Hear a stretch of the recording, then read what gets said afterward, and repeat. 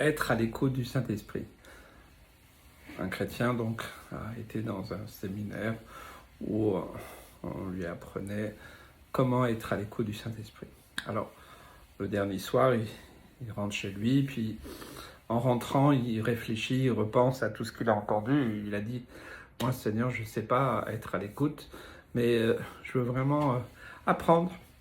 Alors il prend un temps pour être à l'écoute.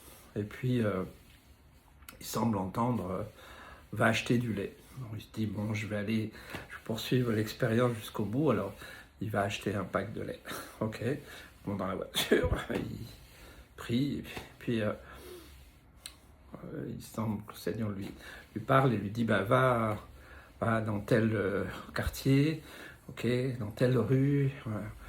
Et là, tourne là, il écoute, et puis il obéit. Voilà, il veut être à l'écoute. Et puis arrivé dans un quartier, là tu t'arrêtes.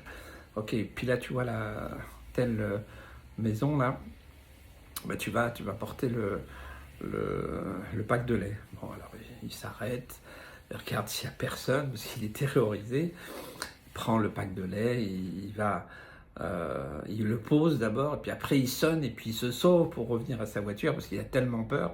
Et donc là la porte s'ouvre, et puis il y a un homme qui fait signe, mais revenez. Et puis donc, ce frère le fait rentrer.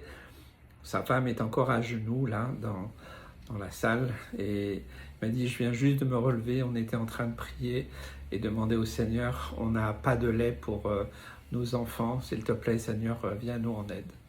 Voilà, c'est juste pour